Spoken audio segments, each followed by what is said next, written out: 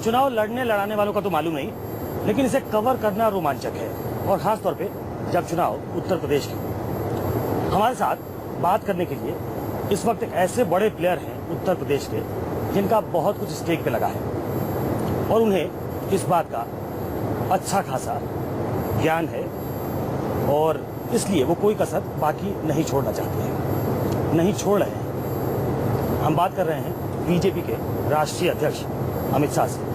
अमित भाई, बहुत स्टेक पे लगा है इस बार, लेकिन आपको थोड़ा कॉन्फिडेंस आया होगा जब महाराष्ट्र के नतीजे आए। देखिए, आप लोगों के लिए स्टेक, बड़े स्टेक, ये सब शब्द होते हैं। हम एक पॉलिटिकल पार्टी चलाते हैं, अपनी विचारधारा को लेकर, अपनी सरकार के अच्छे कामों के लेकर जनता के बीच में रहते हैं, और आपके लिए चुनाव नोटिफिकेशन निकलने के बाद चालू होता है। हमारे लिए चुनाव शपथ के बाद तुरंत चालू हो जाता है, शपथ के बाद अगले चुनाव की तैयारी शुरू हो जाती है। तो हम लोगों के लिए कोई इतनी बड़ी बात नहीं होती है। भारतीय जनता पार्टी उत्तर प्रदेश में 2014 के चुनाव के तुरंत बाद उत्तर प्रदेश विधानसभा के चुनाव की तैयारी में लगे हैं, और पूरे विश्वास के साथ चुनाव के रण मैदान में है। संपूर्ण विजय का विश्वास भी है। नहीं, ताजा जो महाराष्ट्र का नतीजा आया, उससे कुछ कॉन्फिडेंस तो बड़ा होगा कि लोग एक्सेप्ट कर रहे हैं। कॉन्फिडेंस ना जाने का सवाल ही नहीं। हम 2014 के बाद कुछ हारे नहीं है। एक बिहार का चुनाव छोड़ दो, जितने भी विगत एक साल में चुनाव हुए, दिल्ली बिहार गया। हाँ, दिल्ली बिहार की ही बात करता हूँ। उसके बाद में असम से शुरू कर जितने भी स्थानीय इकाई के चुनाव हुए, जितने भी उपचुनाव हुए, उत्तर प्रदेश में भी MLC का चुनाव हुआ, पूरा का पूरा हम जीते। हम उड़ीसा में भी बहुत अच्छा प्रदर्शन किए हैं, महाराष्ट्र में भी किए हैं। हर जगह पे सर्वदूर भारतीय जनता पार्टी का समर्थन देश की जनता ने किया है, और उत्तर प्रदेश में तो विशेष समर्थन मिल रहा है। तो अमित भाई, ये कॉन्फिडेंस है कि कई बार ओवर कॉन्फिडेंस होता है? लोग कहते हैं कई बार अमित भाई ओवर कॉन्फिडेंस भी हो जाते हैं। ओवर कॉन्फिडेंस है क्या? क्योंकि 73 सीटें जो आपने जितवाई, कहा गया चाणक्य अमित शाह थे 73 सीटों के, तो उत्तर प्रदेश में ओवर कॉन्फिडेंस है कि कॉन्फिडेंस? देखिए, ये तो आपको नतीजे बताएंगे, मगर जब पार्टी का काम का आधार बढ़ता है, संगठन बढ़ता है, सरकार का परफॉर्मेंस अच्छा होता है, नेतृत्व की लोकप्रियता होती है, तो विश्वास न हो तो बुरी चीज है। मैं विश्वास को बुरी चीज नहीं मानता। आपने कहा कई बार, एक बार नहीं, मैंने भाषणों में सुना है आपको कहते हुए कि ये जो गठबंधन किया है अखिलेश और राहुल ने, अगर इतना ही कॉन्फिडेंस था, काम बोलता है पे, तो राहुल से गठबंधन क्यों किया? नहीं, स्वाभाविक है, जब विश्वास नहीं है तभी गठबंधन करना पड़ा है, वरना गठबंधन करने का कोई सवाल नहीं था। और छोटा मोटा कोई रीजनल पार्टीज के किया होता तो ठीक है। 103 सीट समाजवादी पार्टी कांग्रेस को दे दे, और जो समाजवादी पार्टी की स्थापना ही कांग्रेस के विरोध के लिए हुई, उनका जो वैचारिक मूल जहां से निकला, लोहिया जी, वो दूर विरोधी रहे कांग्रेस। स्वयं मुलायम सिंह जी दूर विरोधी रहे कांग्रेस के जीवन भर। आज वो लोग कांग्रेस के साथ बैठते हैं, तो हार के भय के अलावा मुझे कोई कारण नहीं दिखता। तो आपको जब इतना कॉन्फिडेंस है अमित भाई कि आप जीतेंगे, तो आप कसाब तक कैसे पहुंच जाते हैं? नहीं, देखिए, कसाब तीनों पार्टियों का पहला अक्षर जोड़कर मैंने बनाया है। मैं नहीं मानता इसमें कोई बुरी बात। नहीं, बहुत क्लेवर तरीके से बनाया आपने कि कसाब भी बोल दो, और कहने के लिए कह सकते हैं कि क है, स है, ब है, तो कसाब हो गया। हाँ, वो यूपी की जनता पर छोड़ दीजिए, अच्छा है बुरा है, वो 11 तारीख को जनता ही बता देगी अच्छा है या बुरा है। नहीं, जनता तो बता, हो सकता है जनता आपको जिता दे, लेकिन विरोधी तो ये कहेंगे कि अमित शाह, हाँ, ये कसाब को लेके आने की जरूरत उनको क्यों पड़ जाती है? मैंने बहुत सोच समझ कर कहा है, इसका इंटरप्रिटेशन उत्तर प्रदेश की जनता पर छोड़ दीजिए। अच्छा, मतलब आप कह रहे हैं कि कोई ऐसे निकल गया, ऐसा नहीं? आपने सोचा समझा फिर कहा? कभी भी मेरे मुंह से ऐसे कुछ नहीं निकलता है। तो फिर विरोधी ये भी कह सकते हैं और कह रहे हैं कि अमित शाह जब डेस्परेट हो जाते हैं तो इस तरीके की बातें करते हैं। बिहार में उन्होंने कह दिया कि जय पराजय यहाँ होगी और पटाखे जो है वो पाकिस्तान में चलेगा। तो आपका ये कॉन्टिन्यूटी में बयान है, आप ऐसे बयान देते हो आप? देखिए, डेस्परेशन में मैं हूं या विरोधी है वो आप इस इंटरव्यू में तय नहीं कर पाएंगे सुकेश जी, वो यूपी की जनता तय करेगी। मैं उत्तर प्रदेश की इस चुनाव को बहुत नजदीक से देख रहा हूं, 1 साल से देख रहा हूं, और हमारा जो संगठन है उसके विकास को 2 साल से देख रहा हूं, और मोदी जी की योजनाओं का जो जन समर्थन है उसको भी मैं अनुभव कर रहा हूं, और समाजवादी पार्टी की सरकार के खिलाफ जो एंटी इनकम्बेंसी है उसका भी मैं अनुभव कर रहा हूं फील्ड के अंदर। मुझे पक्का भरोसा है भारतीय जनता पार्टी अप्रत्याशित बहुमत से जीतने जा रही है। तो ये कॉन्फिडेंस तो अच्छा है, मैं कह रहा हूं जब ये कॉन्फिडेंस है तो फिर सवाल उठता है कि कसब, मैं बार बार उस पर आता हूं क्योंकि उसकी बहुत प्रतिक्रिया हुई है कि वो एक पाकिस्तानी आदमी, पाकिस्तानी आतंकी जो यहाँ पकड़ा गया, यहाँ मारा गया और यहाँ फांसी पे लटकाया गया, तो कसब बोलने के पीछे उनका कहीं न कहीं बाकी दलों को आतंकी घोषित करना या उनको मतलब एक कम्युनल डिवाइड पैदा करने में का इरादा था। आतंकवाद और कम्युनल डिवाइड का कोई लेन देन नहीं है, और इसके ज्यादा अर्थ आप भी मत निकाले, यूपी की जनता को निकालने दीजिए। यूपी की जनता तो चलिए निकालेगी, लेकिन आपको नहीं लगता कि इससे लोगों में ये मैसेज जाएगा या इसको इस तरीके से इंटरप्रेट किया जाएगा? मैंने जिस मैसेज के लिए वो कहा है जनता उसी तरह से रिसीव्ड कर रही है। सुकेश जी के समझ से जनता रिसीव्ड नहीं कर रही है। मैंने जो कहना चाहा वही जनता ने रिसीव्ड किया है। तो मतलब आपका कहना है कि आपने जो मैसेज दिया उसी को रिसीव किया है, बाकी कोई कुछ भी कहता रहे उससे फर्क नहीं पड़ता? मुझे तो नहीं पड़ता। चलिए आगे बढ़ता हूँ। आपने कोई एक अलहदा बयान नहीं दिया। ये पश्चिम उत्तर प्रदेश में कैराना का जब मामला हुआ तो वो भी बहुत बढ़ गया, और जिन्होंने कैराना का मामला उठाया था आपके सांसद, वो खुद ही पीछे हट गए, हुकुम सिंह जी। लेकिन कैराना पश्चिम उत्तर प्रदेश जो है वो कश्मीर बन जाएगा, आपने कह दिया। उसके बाद आपकी जो मैंने नहीं कहा ऐसा कश्मीर नहीं, ऐसा योगी आदित्यनाथ जी ने कहा। तो कैराना के मुद्दे को भी ऐसे ही कम्युनल रंग देने की कोशिश हुई, जबकि जांच में पता लगा कि वो लोग रोजी रोटी के लिए बाहर गए थे। आप लोग जो भी जांच करनी है वो कर लीजिए। जब कैराना का सच सामने आएगा आपकी भी आंखें खुल जाएगी। पलायन हुआ है वो वास्तविकता है। किस वजह से हुआ पलायन? वजह जो है वो हमने तो पलायन को मुद्दा बनाया है। हर तरह का पलायन बुरा है। तो जांच तो अखिलेश सरकार कह रही है, उसने कराई। सरकार अब रही कहाँ भाई? जो नई सरकार आई ये जरूर करेगी जांच कारण की। चलिए इससे थोड़ा और आगे बढ़ जाते हैं।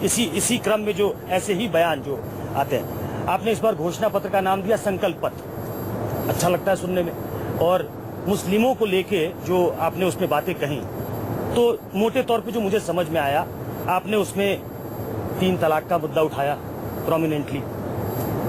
अब ये बार बार 3 तलाक पे आना, ये मतलब मुस्लिमों के लिए और भी कुछ किया जा सकता है। वो विजन डॉक्यूमेंट में होता, संकल्प पत्र में होता, लेकिन मुस्लिमों के लिए 3 तलाक की बात उठा के फिर घूम फिर के बात वही आ जाती है। मुझे लगता जो आरोप बीजेपी पे लगाया जाता है। मुझे लगता है सुकेश जी, आपकी चैनल के संपर्क के कारण आपके विचार की पद्धति थोड़ी बदल गई है। अब मैं बताता हूँ, हम गांव में 24 घंटा बिजली देंगे तो मुसलमान को नहीं मिलेगी क्या? मिलेगी या नहीं मिलेगी बताइए? नहीं, बिल्कुल मिलेगी। मिलेगी। तो वो अभी भी मिलती होगी अगर बिजली जाती होगी। बिजली जाएगी तो मिलेगी। हम कॉलेज बनाएंगे उसमें मुस्लिम बच्चे पढ़ेंगे या नहीं पढ़ेंगे? 3 तलाक किसके लिए है? और किसी जगह पे है ही नहीं। 3 तलाक और किसी के लिए नहीं है। नहीं, मेरा ये कहना था कि जैसे आपका कहना मैं आपका सच्चर कमेटी बनी, उसने मुसलमानों के हालात का जायजा लिया, और उसके लिए स्क्वायरली जिम्मेदार अगर कोई है तो अभी तक जो सरकारें रही हैं वो रही हैं। तो अगर उसमें बेहतर नहीं होता कि आप मुसलमानों के लिए, उनके युवकों के लिए भारतीय जनता कुछ अलग से अनाउंस करते? भारतीय जनता पार्टी विकास में हिंदू मुस्लिम का भेद कभी करती नहीं, ना करना चाहिए। भारतीय जनता पार्टी विकास करती है तो सबका विकास होता है। रोजगारी की बात करेंगे तो सबको रोजगारी मिलेगा। और ट्रिपल तलाक में विरोधी अपना स्टैंड क्यों तय नहीं कर रहे हैं? वो क्या चाहते हैं? इतना बड़ा मुद्दा है, पॉलिटिकल पार्टियों ने अपना स्टैंड तय कर देना चाहिए। किन पार्टियों ने क्या कांग्रेस पार्टी, सपा, बसपा, तीनों ने करना चाहिए जनता के सामने कि मुस्लिम महिलाओं के हकों के रक्षण के लिए आप क्या चाहते हैं। हमने हमारा स्टैंड स्पष्ट कर दिया है। कि हम चाहते हैं कि मुस्लिम महिलाओं के हकों का भी रक्षा हो और ट्रिपल तलाक इस देश में नहीं होना चाहिए। मामला जो बढ़ता है तो वो आ गया अब 2017 में। अमित भाई, और आप तो एक डेवलप्ड स्टेट से आते हैं, हम डिस्कोर्स शुरू हो गया कि कब्रिस्तान शमशान। आपको लगता है कि डिस्कोर्स इस लेवल पे जाना चाहिए, कब्रिस्तान की बात करें, शमशान की बात करें? देखिए, कैसे जो लोगों ने कब्रिस्तान के लिए 1200 करोड़ रुपया दिया और स्मशान के लिए 600 करोड़ रुपया, जबकि जनसंख्या का अनुपात 80% हिंदुओं का है और 20% मुसलमानों का है, उससे उल्टा अनुपात गिरा।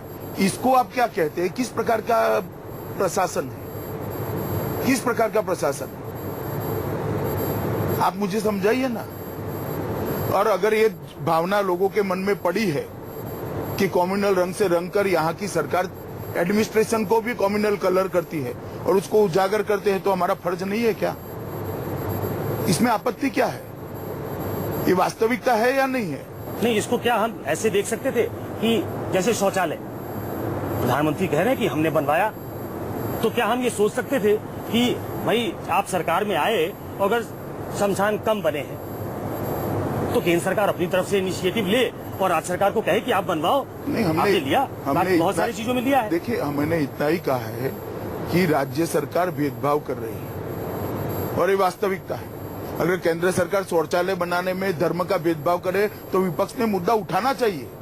गैस देने में अगर हम धर्म का भेदभाव करते तो विपक्ष ने उठाना चाहिए था, मगर आप भेदभाव करो उसको छोटा मान रहे हो और मुद्दा उठाए उसको जो मुद्दा उठाते हैं उनको गुनाह मान रहे हो। तो मुझे लगता है सुकेश जी, आपके चश्मे ही इसका कलर बदल गया है। नहीं, मेरे चश्मे का कलर नहीं बदला। बिल्कुल बदला है भैया, मैं तो कह रहा बिल्कुल हूं, बदला है। ये काट छाट करे बगैर आप दिखाना, जनता भी कहेगी बिल्कुल कोई कि सुकेश रंजन के चश्मे का कलर बदल गया। नहीं, इसको बिल्कुल काटा छाटा नहीं जाएगा। इसका भी आश्वासन देता हूँ और जनता तय कर लेगी कि मेरे चश्मे का कलर बदला है कि नहीं बदला। मैं तो कुछ फैक्ट आपके सामने रख रहा हूँ। इसको विरोधी भी, जैसे मायावती ने कहा कि आपकी सरकार है हरियाणा में कितने शमशान बना दिए, आपकी सरकार है गुजरात में, वो सामने रखे। सवाल मुद्दा भेदभाव का है, भेदभाव का है। विकास के काम में धर्म के आधार पर भेदभाव नहीं करना चाहिए। तो आप मायावती की बात का जवाब देना चाहेंगे? वो हर जगह कह रही है कि आपने कितना शमशान बनाया। मैंने कह दिया ना भैया, मुद्दा भेदभाव का है कि 1200 करोड़ रुपया कब्रिस्तान के लिए खर्च हो और 600 करोड़ रुपया स्मशान के लिए खर्च हो, जबकि जनसंख्या का अनुपात कुछ और ही हो। ये भेदभाव क्यों हो रहा है? हम इतना पूछना चाहते हैं। नहीं तो ये 2.5 साल सरकार चलने के बाद, 2.25 साल सरकार चलने के बाद चुनाव में जब ये मसला उठता है तो लगता है इसको राजनीतिक चश्मे से देखा जा रहा है। नहीं, बिल्कुल चुनाव में ही उठेगा, क्योंकि ये चुनाव का मुद्दा है। यहाँ पूरा प्रशासन धर्म के आधार पर भेदभाव कर चलता है। थाने में रिपोर्ट लिखाने से लेकर लैपटॉप बांटने से के लिए सब जगह पे। बार बार अखिलेश ये कहते हैं कि विकास के मुद्दे पे बीजेपी बहस नहीं करना चाहती। हमने एक्सप्रेसवे बनाया, बीजेपी उसकी चर्चा नहीं करेगी। नहीं, इसकी भी करते हैं। भारत में सबसे महंगा एक्सप्रेसवे उन्होंने बना है। देश के राजमार्गों का जो एवरेज है 18 करोड़ का है, इनका 31 करोड़ का है। अखिलेश जी ने इतना जवाब देना है, 18 और 31 का डिफरेंस कहाँ गया है, इसकी भी मैं चर्चा करता हूँ, मगर ये आप नहीं उठाते। नहीं, हमने तो ये प्रदेश अध्यक्ष, जब मैंने उनका इंटरव्यू किया था तो उन्होंने कहा कि अगर दोषी पाए गए जांच होगी अखिलेश यादव के खिलाफ। नहीं, हमारे प्रदेश अध्यक्ष को नहीं पूछना है, अखिलेश यादव को आपने पूछना था कि 18 और 31 क्यों नहीं है, क्यों डिफरेंस है? नहीं, ये हमारे कॉन्क्लेव में आए थे तो हमने उनसे पूछा था। हमने विकास के मुद्दे ही उठाए हैं। मेट्रो की एडवर्टाइज लेकर हजारों लोग मेट्रो में बैठकर चले गए, रिक्शा बड़ा खर्च कर, मेट्रो ही नहीं चलती है। हम यही तो पूछते हैं क्या काम किया। उत्तर प्रदेश हत्याओं में नंबर 1 बन गया, उत्तर प्रदेश बलात्कार में नंबर 1 बन गया, चोरी लूट डकैती फिरौती में नंबर 1 बन गया। काम क्या हुआ है भैया? उनका कहना है कि एनसीआरबी का डेटा देखिए तो अपराध में कई दूसरे प्रदेश आगे हैं, लेकिन अमित शाह हाफ ट्रूथ कहते हैं, अर्ध सत्य कहते हैं। अर्ध सत्य भी तो कहता हूँ मैं, झूठ तो नहीं कहता ना। वो पूरा बता दे, सत्य आंकड़े बता दे, जरा यूपी की जनता के सामने रखे। आपने एक और मुद्दा उठाया कि लैपटॉप भी धर्म देखकर बांटा जाता है, जाति और धर्म देख। समाजवादी पार्टी कह रही कि तो कौन सा आधार है, कहां से आंकड़े निकाले उन्होंने कि जाति और धर्म देखकर बांटा जाता है? गांव में जाकर पूछते हैं, सब बोलते हैं कि हमारी जाति मैच नहीं करती, हमारा धर्म मैच नहीं करता, इसलिए हमें लैपटॉप नहीं मिले हैं। और ये कोई मेरे कहने का सवाल नहीं, यूपी सर्विस कमीशन ने जो भर्तियां करी थी उसके अध्यक्ष को हाईकोर्ट ने बर्खास्त करना पड़ा, क्योंकि भर्तियां जाति के आधार पर होती थी। ये हाईकोर्ट ने बर्खास्त किया है उनको, चालू टर्म से संवैधानिक पद पर बैठे हुए व्यक्ति को बर्खास्त करना पड़ा है। मुझे लगता है ये भी आपने अखिलेश जी को पूछना चाहिए था। ये पूछा है उनसे? बिल्कुल उनसे भी सवाल पूछे जा रहे हैं। ऐसा आपको ऐसा क्यों लग रहा है कि वो सारे सवाल आपसे पूछे जा रहे हैं? मुझे आपके बैकग्राउंड के कारण लग रहा है, मगर एक सवाल नहीं पूछे गए इस तरह से। नहीं पूछे गए हैं, मतलब वैसे बैकग्राउंड देखने का अधिकार है आपका। हम आपकी पॉलिटिकल पार्टी का बैकग्राउंड देखते हैं तो आप हमारा बैकग्राउंड देख सकते हैं। इसमें मुझे भी कोई आपत्ति नहीं है, आपको भी नहीं होनी चाहिए। जिस तरीके से अमित भाई ये पूरा चुनाव चल रहा है और चूंकि 7 चरणों में है, तो मुझे लगता है कि जो पॉलिटिकल डिस्कोर्स है उसका लेवल बहुत गिर गया। जैसे आपने खुद ने कहा था एक बार अरविंद केजरीवाल के बारे में कि ऐसा डिस्कोर्स जब इस लेवल का हो जाए तो क्या बात की जाए। और आपने बहुत नाराजगी भी जताई थी, दुख भी जताया था, मुझे याद है आपने प्रेस कॉन्फ्रेंस किया था। लेकिन जिस लेवल का डिस्कोर्स हो गया कि प्रदेश के मुखिया कहते हैं कि गुजरात के गधे, लालू यादव आपके बारे में कुछ जो कहते हैं मैं कहना नहीं चाहता। आपकी तरफ से कई बार तंज हुए, वो भी लगता है कि बिलो द बेल्ट आपने भी हिट कर दिया, वो हीट ऑफ द मोमेंट में हो सकता है। लेकिन क्या इसको अवॉइड किया जा सकता है? आपने पहले दिन से शुरू किया कि एक से बाप परेशान है, एक से मां परेशान। नहीं, देखिए पूरे चुनावी भाषण में 40 मिनट का होता है, इसमें 1-8 मिनट ऐसा कोई बोलता होगा, मगर मीडिया इसी को उठाएगा तो यही जनता के सामने जाएगा। जैसे आपने जो शपथ पत्र बनाया, संकल्प पत्र माफ कीजिएगा, उसमें इस बार मैंने नई चीज देखी है। और बीजेपी इस तरह की पॉलिटिक्स शायद पहले, मुझे याद नहीं पहले कब किया है, कि हम लैपटॉप फ्री देंगे, हम वाईफाई भी फ्री देंगे, हम ये डेटा कार्ड फ्री देंगे। तो क्या ये दबाव में आकर करना पड़ा? क्योंकि ये सब्सिडी की राजनीति, ये तो इस देश से प्रधानमंत्री ने खत्म करने की दिशा में वो आगे बढ़े थे कि हम सब्सिडी छोड़ने के लिए लोगों को कहें। पहले तो आप पॉलिटिक्स नहीं है, हमारा संकल्प है, दोनों के बीच में बड़ा अंतर होता है। भारतीय जनता पार्टी का ये संकल्प पत्र है, पॉलिटिक्स नहीं है। दूसरी बात, जिस स्तर पर आज यूपी की जनता जिस जगह पे आकर खड़ी है, वहां अगर उनको आप प्लेटफॉर्म नहीं देते तो कितनी भी सहायता कर दो, आगे बढ़ाना उनको दिक्कत वाली बात है। आप कह रहे हैं कर्ज माफी कर देंगे, प्रधानमंत्री ने भी कई जगह कहा है। अब राहुल गांधी इसको बड़ा मुद्दा बना रहे हैं कि मैं पूरा उत्तर प्रदेश घूमा, करोड़ों किसानों से लिखवाया, प्रधानमंत्री से मिलने गया, प्रधानमंत्री को मैंने कहा कि उत्तर प्रदेश के किसान जो है वो कर्ज माफी चाहते हैं, वो 2-3 चीज चाहते हैं। और प्रधानमंत्री मेरी तरफ जो जवाब दिया तो वो चुप हो, कि मतलब प्रधानमंत्री ने कुछ भी नहीं कहा। और अब देखिए कि कर्ज माफी की बात कर रहे हैं, तो पहले क्यों नहीं किया? मगर प्रधानमंत्री किसानों को कहे या राहुल गांधी को कहे? और अब मैं पूछना चाहता हूं, राहुल गांधी ने अपने घोषणा पत्र में क्यों नहीं रखा?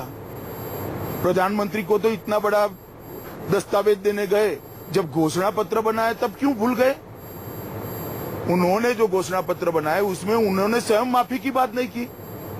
मुझे तो लगता है इतनी गंभीरता से इन्होंने किया ही नहीं। किसी ने योजना बना दी, रथ लेकर निकल गए, 27 साल यूपी बेहाल, 10 साल निकल गए। अब वो जवाब ही नहीं देते, वो 10 साल कहाँ गए? 27 का जो गणित था उनका, इसमें 10 साल समाजवादी पार्टी के थे। अब समाजवादी पार्टी के साथ तो मैंडेट लेने निकले। राहुल गांधी को पहले ये जवाब देना चाहिए कि 27 में से 10 कहाँ चले गए। और अगर अब आप पूरी यात्रा किसानों की कर्ज माफी के लिए भैया निकाले थे, तो जब आपने घोषणा पत्र बनाया वो भूल क्यों गए? शायद वैकेशन पे गए होंगे, वहीं बना दिया होगा, तो उत्तर प्रदेश दूर जाने के कारण उनको याद नहीं रहा होगा। लेकिन उसको, इस मामले को वो पॉलिटिकल बनाना चाहते हैं। पॉलिटिकल नहीं बन सकता जब उन्होंने ही वो मुद्दा नहीं उठाया। अपने घोषणा पत्र में ही रखना भूल गए श्री राहुल गांधी। घोषणा पत्र शायद भारत की धरती पर नहीं बना होगा। ये बार बार जो वैकेशन पे चले जाते हैं, दिसंबर में गए थे तो शायद उसी वक्त बनाया होगा। तो आपको लगता है कि नॉन सीरियस अप्रोच है उनका? बिल्कुल नॉन सीरियस अप्रोच। मैं छोड़ो, शीला जी ने आज कह दिया है, शीला दीक्षित जी ने कहा है कि मैच्योर होने में टाइम लगेगा। हाँ, उनको मैच्योर होने में टाइम लगेगा। मैं नहीं कहता, उनकी यूपी के आपको क्या लगता है राहुल जी पहले मुझे सुने, यूपी के चुनाव की उनकी मुख्यमंत्री पद की जो दावेदार थी वो महिला ने कहा है कि अभी उनको मैच्योर होने में समय लगेगा। तो आप तो एक पार्टी के आप अध्यक्ष हैं, वो एक दूसरे पार्टी के उपाध्यक्ष हैं, तो असेसमेंट होता होगा कई बार।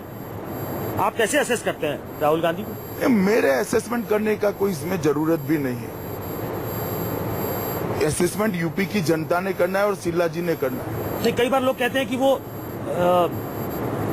नॉन सीरियस पॉलिटिशियन है, वो आपको भी लगता है ऐसा? मैं इस तरह की बातों में पढ़ना नहीं चाहता, मैं सिर्फ शीला जी को कोट कर रहा हूँ। अच्छा, एक चैप्टर जिसके बिना उत्तर प्रदेश कंप्लीट नहीं होता है, हालांकि वो घटित हुआ दूसरे दल में, लेकिन बहुत प्रतिक्रिया हुई उसकी, जो ये पूरा उठापटक हुआ समाजवादी पार्टी में। तो पहले बीजेपी ने कहा कि ये तो मैन्युफैक्चर्ड है, ये बताया जा रहा है उनका कद बढ़ाने के लिए कि बहुत सीरियस आदमी है, बहुत इंटेलिजेंट है और बहुत दबंग है, ऐसा दिखाने के लिए उनकी छवि बनाई गई। अब आप अगर देखते हैं उसको तो क्या लगता है कि ये असली लड़ाई थी और उसका नुकसान भी हो रहा है उनको? देखिए, मैं असली नकली लड़ाई की चक्कर में पड़ना नहीं चाहता, मगर कुछ नहीं बदला है। गायत्री प्रजापति आज सपा से लड़ रहे हैं, जिन पर आरोप हुआ, सुप्रीम कोर्ट ने प्राथमिकी दर्ज करने के लिए ऑर्डर करना पड़ा।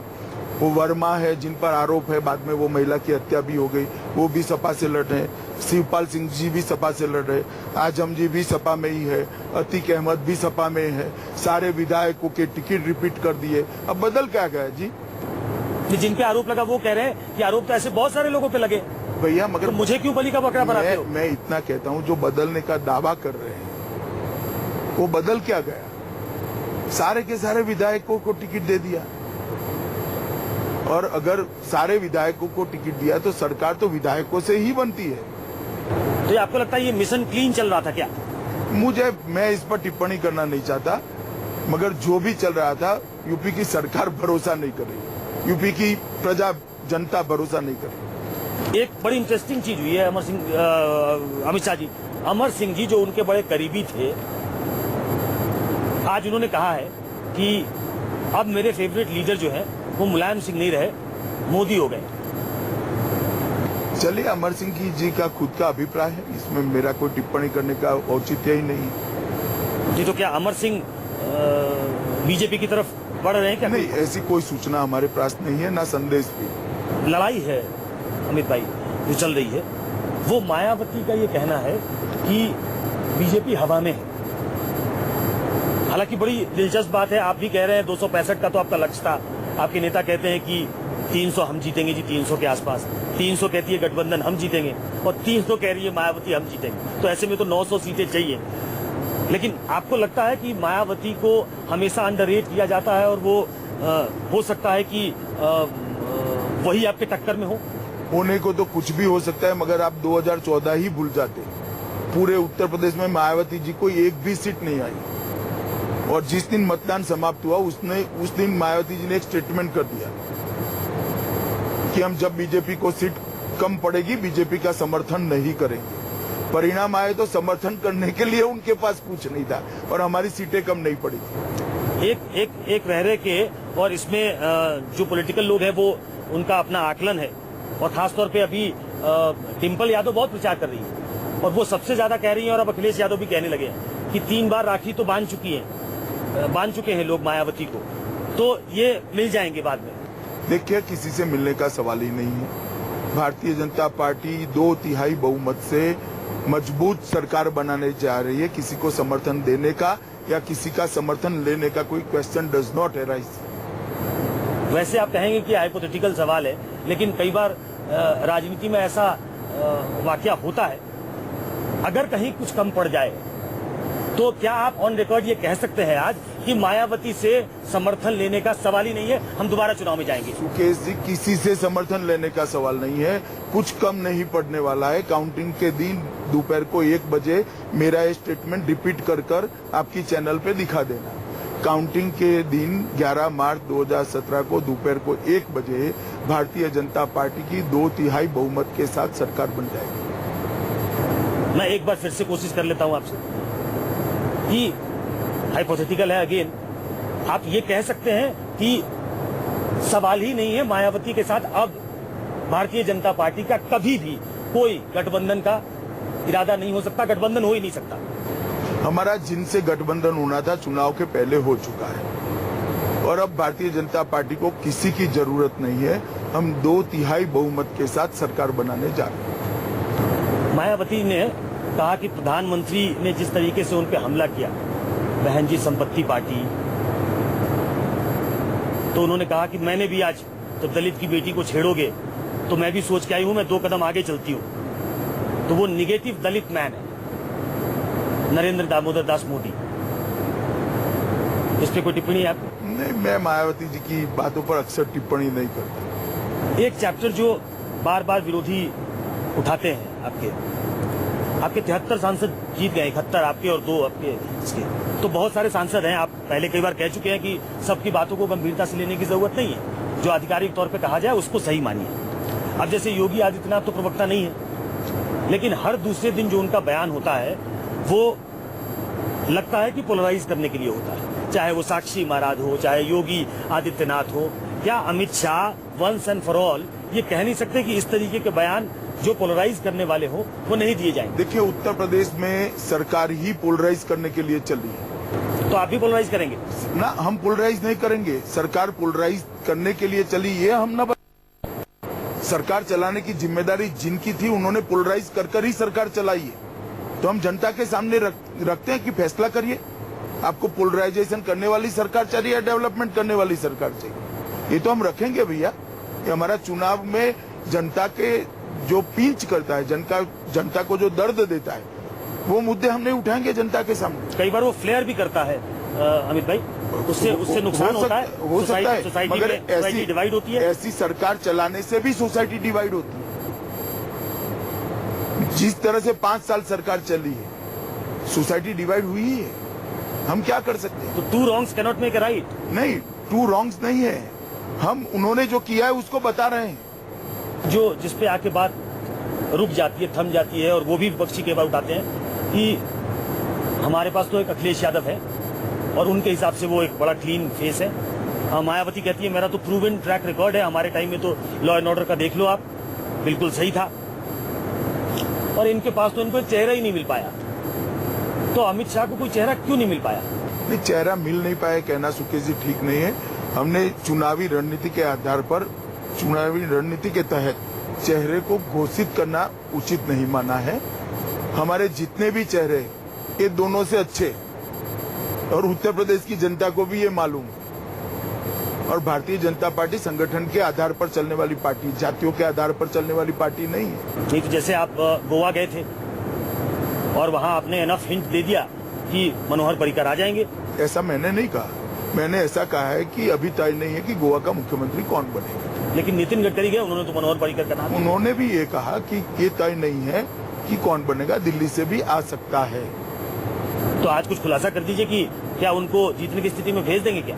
नहीं, देखिए, अभी पार्टी ने तय ही नहीं किया, परिणाम के बाद लेजिस्लेटिव पार्टी और पार्लियामेंट्री बोर्ड मिलकर इसको तय करेंगे। ये जो चुनाव 5 राज्यों में है, अच्छा, आप ये मानेंगे कि पंजाब आपके हाथ से निकल गया? ना, मैं नहीं मानता ऐसा। देखिए, 5 राज्यों के चुनाव में गोवा, उत्तराखंड और उत्तर प्रदेश में हम पूर्ण बहुमत से सरकार बनाएंगे। पंजाब में मध्य त्रिकोणीय मुकाबला है, कांटे की टक्कर है, परिणाम आने पर ही कुछ मालूम पड़ सकता है। और जहां तक मणिपुर का सवाल है, हमारा अच्छा खासा टक्कर चल रहा है। अभी चुनाव वहां शेप ले रहा है क्योंकि अंतिम चरण में चुनाव। पंजाब में आम आदमी पार्टी अच्छा चुनाव लड़ी, ये मानेंगे आप? नहीं, उन्होंने संघर्ष बहुत किया है। और मैं जब कहता हूं कि मध्य त्रिकोणीय मुकाबला है, तब स्वाभाविक है तीनों पार्टियों ने करीब करीब एक समान रूप से जोर लगाकर चुनाव लड़ा है। जनता का फैसला 11 तारीख को आएगा। एक बात और बार बार कह रहे हैं उत्तर प्रदेश के चुनाव में कि जो डिमोनेटाइजेशन हुआ, नोटबंदी हुई, या जिसको नोटबदली भी कहते हैं आप लोग, कि ये उसका रेफरेंडम होगा। ये सही है कि ये नोटबंदी पे रेफरेंडम है? देखिए, हमें कोई आपत्ति नहीं, अगर विपक्ष इसको नोटबंदी का रेफरेंडम बनाना चाहता है तो हम तैयार हैं उसके। मगर इस चुनाव में बहुत सारे मुद्दे हैं। यूपी की 5 साल सरकार चली, बहन जी की पहले 5 साल सरकार चली थी। ये सारे मुद्दे है ही। नोटबंदी भी एक प्रमुख मुद्दा है और नोटबंदी के मुद्दे पर यूपी की जनता भारतीय जनता पार्टी के और प्रधानमंत्री जी के साथ है। जैसे आप इसको नोटबंदी पे रेफरेंडम मानते हैं, वैसे आप क्या मानेंगे कि करीब 3.25 साल के आसपास सरकार चल गई है नरेंद्र मोदी जी की, आपकी, तो ये उनके कार्यकाल पे भी रेफरेंडम होगा? देखिए, केंद्र सरकार पूरे देश की होती है, फिर भी यूपी महत्वपूर्ण चुनाव है और यूपी चुनाव में जो जनता फैसला लेती है उसमें हमारे 2.5 साल के कामों को भी जनता कंसीडर करती ही है। नहीं तो हम लिमिटेड तरीके से ये मान सकते हैं और अमित शाह ये कंसीड करने को तैयार है, ये मानने को तैयार है कि 3.25 साल की जो सरकार है, 2.5 साल की जो सरकार है, इसको एक ये चुनाव का रिजल्ट रेफरेंडम की तरह है। रेफरेंडम शब्द प्रयोग ठीक नहीं है, मगर ये चुनाव का मुद्दा है ही, उसमें कहने में मुझे कोई दिक्कत नहीं। एक आखिरी सवाल अमित भाई, कि ये आप मानते हैं, और अगेन ये हाइपोथेटिकल है इसलिए आप इसको टाल भी सकते हैं, लेकिन मैं चाहूंगा कि आप न टालें। बहुत कहा जा रहा है कि अगर उत्तर प्रदेश का चुनाव के नतीजे कुछ ऐसे नहीं आए, बीजेपी के पक्ष में नहीं आए, तो नरेंद्र मोदी तो कमजोर हो ही जाएंगे। अमित शाह जो दबंग अध्यक्ष हैं अभी तक, उनके बारे में परसेप्शन है, उनकी ताकत भी कमजोर हो जाएगी, ये मानते हैं आप? नहीं, देखो भाई, भारतीय जनता पार्टी चुनाव की हार जीतों के साथ हमारा संगठन नहीं जुड़ा हुआ। हम कई चुनाव हारे जीते हैं, मगर इस बार सुकेश भाई हारने का कोई सवाल ही नहीं। अब ऐसा मत करना कि जीतोगे तो बहुत मजबूत हो जाए। नहीं, अब कितने मजबूत हो गए? बहुत मजबूत पहले से हैं। जीतने से मजबूत नहीं होते, हारने से कोई वीक नहीं होता है। संगठन की प्रक्रिया चलती रहती है। ईमानदारी की बात तो है ना? ईमानदारी की ही बात मैं बताता हूँ। मैं ईमानदारी ही की बात बता। महाराष्ट्र जीते, झारखंड जीते, हरियाणा जीते, जम्मू कश्मीर जीते, आसाम जीते, कोई बहुत मजबूत नहीं होता। और बिहार और प्रधानमंत्री ने कहा बीजेपी के सर्वाधिक सफल अध्यक्ष, वो उन्होंने आंकड़ों के कारण कहा। और बिहार और दिल्ली हारे तो कोई निर्बल भी नहीं होता है। लेकिन अमित शाह ने उत्तर प्रदेश के चुनाव में अपना सब कुछ दांव पे लगा रखा है। हर चुनाव में लगाता हूँ। हर चुनाव जीतने के लिए होता है। हर चुनाव भारतीय जनता पार्टी के कार्यकर्ता को जीतना चाहिए, ऐसा मेरा मानना है। और मैं पार्टी का अध्यक्ष हूँ, पार्टी को लीड करता हूँ चुनाव के मैदान में, तो जीतने के लिए एडी चोटी का जोर लगाता हूँ, इसमें कोई बुरी बात। तो डर नहीं लगता आपको कई बार कि अरे इसमें अगर हार गए तो हमारा भी तो वक्त खराब होगी, हमारी थोड़ी ये डर लग सकता है। अगर मैं जर्नलिस्ट हूँ तो डरना मेरा स्वभाव ही नहीं है। मैं जर्नलिस्ट नहीं हूँ भैया। नहीं, जर्नलिस्ट डरते ही है। ये किसने बताया आपको? नहीं, डरते हैं ऐसा नहीं, ऐसा सोचते हैं। फियरलेस तो जर्नलिस्ट होता है। कई बार नेता डरते हैं, ऐसा सोचते हैं। मैं ऐसा नहीं सोचता। मेरा काम मेरी पार्टी को लीडरशिप देना है और मैं एडी चोटी का जोर लगाकर हर चुनाव को जीतने का प्रयास करता हूँ, मेरे संगठन में साथ में। और मैं अकेला नहीं, करोड़ों कार्यकर्ता एक मुश्त होकर चुनाव लड़े। एक आखिरी सवाल, ये चुनाव अमित शाह जीते या हारे, अमित शाह के सेहत पे फर्क नहीं पड़ने वाला। वो ऐसे ही प्रोएक्टिव होकर काम करते रहेंगे और ऐसे ही जो उनका स्टाइल ऑफ पॉलिटिकिंग है वो यही रहेगा। देखिए, मेरा व्यक्तिगत कोई स्टाइल ऑफ वर्किंग नहीं होता है। भारतीय जनता पार्टी के संगठन को चलाने की एक परिपाटी 1950 से लेकर आज तक की बनी। नहीं, आपका स्टाइल थोड़ा अग्रेसिव है। मेरी बात सुनिए, चुनाव की बात छोड़िए, मैं पार्टी चलाने की बात करूँ और वही परिपाटी रहनी चाहिए, ऐसा मैं मानता हूँ और मैं इसी के हिसाब से चलता हूँ। एग्रेशन का जहां तक सवाल है तो स्वाभाविक रूप से चुनाव में एग्रेसिव जाना चाहिए, ऐसा मेरा व्यक्तिगत मत है। तो मैं चुनाव में हमेशा आक्रामकता के साथ चुनाव जीतने के लिए प्रयास करता हूँ। बहुत बहुत शुक्रिया। ये थे अमित शाह। अंग्रेजी में शब्द है पब्लिक विद कॉन्फिडेंस, और चुनाव के मध्य में भी कॉन्फिडेंस लूज कर दे तो ऐसा हो भी नहीं सकता, और कम से कम परिपक्व नेता तो ऐसा नहीं करता। उम्मीद करते हैं कि 11 तारीख को नतीजे जब आएंगे तो एक बार फिर से बातचीत करने का मौका मिलेगा और उस समय जानेंगे कि जो इन्होंने कहा है उस पर कितने खरे उतरते हैं। फिर से होगी मुलाकात किसी और शख्सियत से भी। तब तक के लिए शुक्रिया, नमस्कार।